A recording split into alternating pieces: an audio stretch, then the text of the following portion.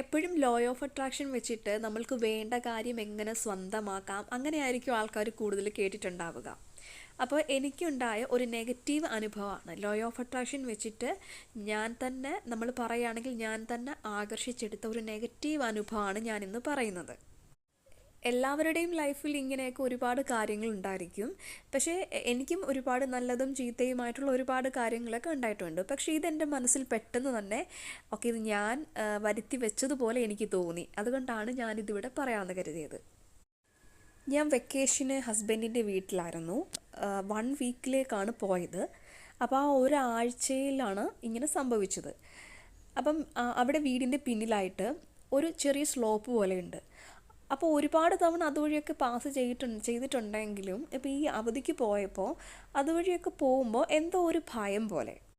ഭയം വേറൊന്നുമല്ല, ഞാൻ അവിടെ വീഴുമോ അല്ല ഞാൻ ശ്രദ്ധിച്ച് നടന്നില്ലെങ്കിൽ വീഴാൻ ചാൻസ് ഉണ്ട് എന്നുള്ളൊരു തോന്നൽ. അപ്പം അങ്ങനെ വരുമ്പോൾ എൻ്റെ നെഞ്ചിലൊരു വെപ്രാളം അതെനിക്ക് ശരിക്കും അനുഭവപ്പെട്ടിട്ടുണ്ടായിരുന്നു. ആ ഒരു ഫീല് എനിക്ക് ശരിക്കും എക്സ്പീരിയൻസ് ചെയ്യാൻ പറ്റിയിട്ടുണ്ടായിരുന്നു. അങ്ങനെ 3-4 ദിവസം അതുപോലെ തന്നെ പോയി. അങ്ങനെ തിരിച്ച് ഞാൻ ഇങ്ങോട്ടേക്ക് വരേണ്ടതിൻ്റെ തലേ ദിവസം അവിടെ ചെറുതായിട്ട് മഴയൊക്കെ പെയ്തിട്ടുണ്ടായിരുന്നു.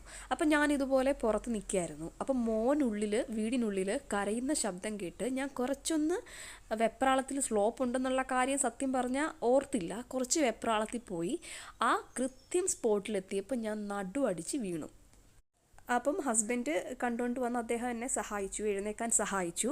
പക്ഷേ എൻ്റെ മനസ്സിലങ്ങ് ഭയങ്കര അത്ഭുതമായിപ്പോയി. കാരണം ഞാനിത് ചിന്തിച്ചതുപോലെ തന്നെ നടന്നല്ലോ ദൈവമേ എന്നുള്ളൊരു തോന്നലാണോ എനിക്ക് വന്നത്. ഇതിപ്പം ഒരു ഒറ്റപ്പെട്ട കാര്യമല്ല. എല്ലാവരുടെയും ലൈഫിൽ നമ്മൾ ചിലപ്പം എപ്പോഴെങ്കിലും ചിന്തിച്ച കാര്യങ്ങളൊക്കെ അതേപോലെ നമ്മുടെയൊക്കെ ലൈഫിൽ സംഭവിക്കാം. പക്ഷേ ഇത്ര അടുത്ത്, അതായത് ഞാൻ ഇങ്ങനെ തന്നെ ദിവസവും 3-4 ദിവസം അടുപ്പിച്ച് ഈ രീതിയിൽ തന്നെ ചിന്തിക്കുകയും ഒരു 5-ാമത്തെ ദിവസം അല്ലെങ്കിൽ ഒരു 6-ാമത്തെ ദിവസം അവിടെ തന്നെ വീഴുകയും ചെയ്തപ്പോൾ ഭയങ്കര ഒരു കോയിൻസിഡൻസ് എനിക്ക് തോന്നി. അപ്പോൾ അതുകൊണ്ടാണ് ഞാൻ ആ ഒരു ഇൻസിഡൻറ്റ് ഇങ്ങനെ വീഡിയോ ചെയ്യാമെന്ന് കരുതിയത്. ഇനി ഞാൻ ഇതിൽ നിന്ന് മനസ്സിലാക്കിയ കുറച്ച് കാര്യം ഞാനിവിടെ പറയാം. അപ്പോൾ എനിക്ക് സ്വാഭാവികമായിട്ട് തോന്നിയ ഒരു സംശയമാണ്, എങ്കിൽ എന്തുകൊണ്ടാണ് പോസിറ്റീവായിട്ടുള്ള കാര്യങ്ങൾ നമ്മൾ ചിന്തിക്കുമ്പോൾ തന്നെ പെട്ടെന്ന് നടക്കാത്തത്? ഇപ്പോൾ നെഗറ്റീവായിട്ടുള്ളൊരു കാര്യം പെട്ടെന്ന് തന്നെ സംഭവിച്ചു.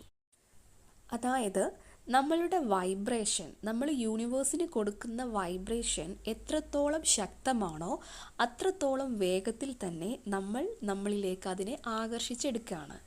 ഇവിടെ ഞാൻ പറഞ്ഞു, ഞാൻ അതുവഴി പാസ് ചെയ്യുമ്പോൾ ഞാൻ വീഴുന്ന പോലെ അല്ലെങ്കിൽ വീണ് കഴിഞ്ഞാൽ എന്ന പോലെയുള്ളൊരു ഫീലിങ്സ് അതെനിക്ക് നിരന്തരമായിട്ടുണ്ടായിരുന്നു. അപ്പം ആ ഒരു ഫീലിങ്സാണ് അങ്ങനെ ഒരു ഇൻസിഡൻറ്റിനെ അവിടേക്ക് അട്രാക്റ്റ് ചെയ്ത് കൊണ്ടുവന്നത്. അപ്പോൾ നമ്മൾക്ക് ചെയ്യാൻ പറ്റുന്ന എന്താണെന്ന് ചോദിച്ചാൽ നമ്മളുടെ ഫീലിങ്സിനെ ശ്രദ്ധിക്കുക.